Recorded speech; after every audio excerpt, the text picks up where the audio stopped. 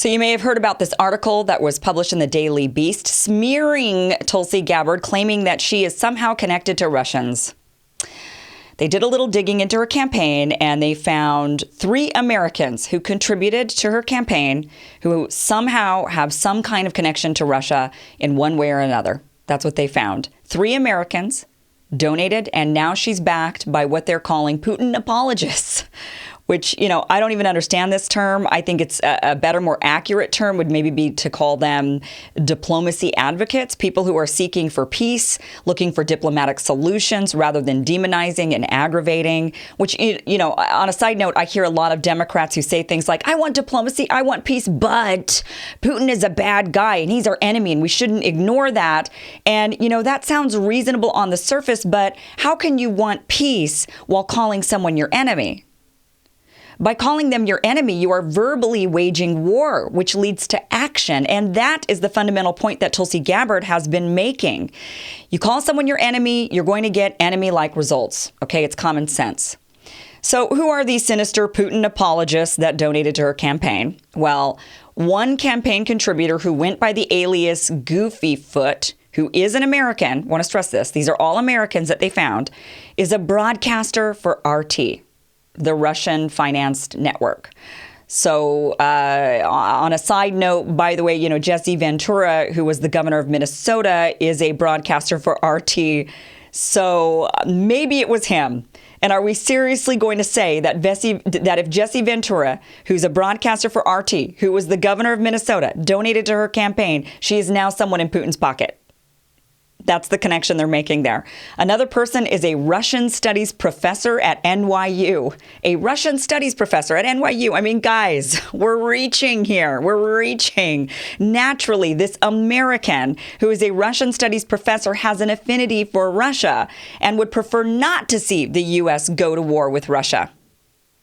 I mean, I guess you can't have an Italian studies or a Mexican studies or, heaven forbid, a Chinese studies professor donating to your campaign or else, right? I mean, you're going to be aligning yourself with foreign interests, apparently, if you let any of these Americans who study these foreign nations donate to your campaign.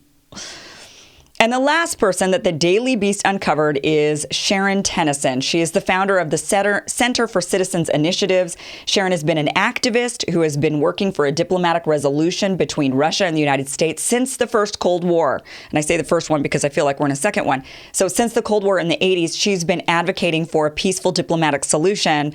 So apparently now you can't have peace advocates who donate to your campaign. And you can't have that either. If they're looking for peace with somebody that you've deemed as your enemy, you're not allowed to have them donate to your campaign. This is where we're at now. So that's it. That's what they found. That's the sinister plot between Tulsi and Russia, these 3 Americans. That's the plot. The Daily Beast felt like this was what they needed to publish. So clearly this is an absurd article. The problem is many people don't read past the headline. It's a clickbait headline. And they now have this ridiculous notion in their minds that Tulsi is somehow connected to Russia. And what's worse is that they're going against their own self-interest by believing this. It is in our best interest to not go to war with Russia. That is in our best interest. And I don't know how loudly I can scream this. It is not in our best interest to pick fights with other world leaders. The apologists are these people who say, I'm for peace, but what? Those are the apologists, the war apologists. So what are you going to say? What are you going to say next? That is clearly the excuse, the apology for the fact that you are a warmonger. That's what I would like to know. So after reading this ridiculous article, I had to ask some questions. Why would the Daily Beast publish this article? What is up with that? So I did a little digging, and this is what I found. The Daily Beast editor, the editor-in-chief, is Noah Shachtman. And let me just read to you a little bit of Noah Shachtman's bio, because this is where it all starts to make sense. Noah is now the editor-in-chief of the Daily Beast, but this bio was from when he was the executive editor of news for foreignpolicy.com, okay? Here's what it says. Noah Shachtman is Foreign Policy's executive editor of news, directing the magazine's coverage of breaking events in international security, intelligence, and global affairs. So this guy thinks he knows a lot about foreign policy, which I'm sure he does, but let's continue here. A non-resident fellow at the Brookings Institution Center for 21st Century Security and Intelligence, which, by the way, the Brookings Institute has been scrutinized for being largely funded by Qatar, has reported from Afghanistan, Israel, Iraq, and Russia. He's written about technology and defense for the New York Times Magazine, the Wall Street Journal, the Washington Post, Slate, Salon, and the Bulletin of the Atomic Scientist, amongst others. Previously, Shachtman was a contributing editor at Wired magazine, where he co-founded and edited its national security blog, Danger Room. The site took home the Online Journalism Award for Best Beat Reporting in 2007 and a 2012 National Magazine Award for Reporting in Digital Media. Shachtman has spoken before audiences at West Point, the Army Command and General Staff College, the Aspen Security Forum, the O'Reilly Emergency Technology Conference, Harvard Law School, and National Defense University. The offices of the Undersecretary of Defense for Intelligence, the Undersecretary of Defense for Policy, and the Director of National Intelligence have all asked him to contribute to discussions on cybersecurity and emerging threats.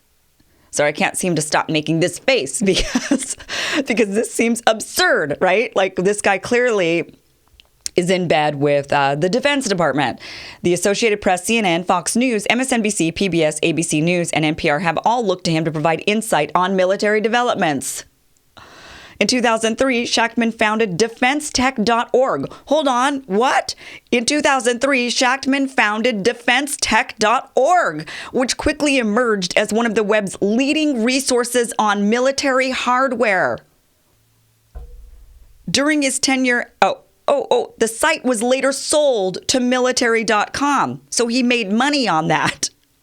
During his tenure at Wired, he patrolled with Marines in the heart of Afghanistan's opium country, embedded a Baghdad bomb squad, poured over the biggest investigation in FBI history, exposed technical glitches in the U.S. drone program, snuck into the Los Alamos nuclear lab, profiled Silicon Valley gurus and Russian cybersecurity savants, and underwent experiments by Pentagon-funded scientists at Stanford.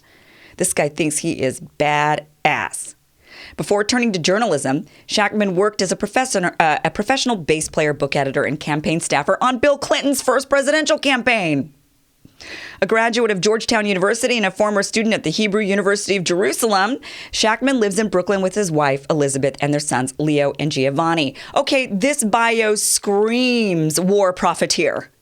This guy has been making money, whether he was reporting, commentating, or selling websites that had to do with defense and defense weaponry and contracts. I mean, this guy, his bio screams war profiteer. War profiteer. His entire career has been centered on war, the proliferation of war, of weapons, of danger, of enemies. And now he's the editor-in-chief of the Daily Beast that is publishing smear campaigns about a diplomacy-first candidate. Well, of course he is.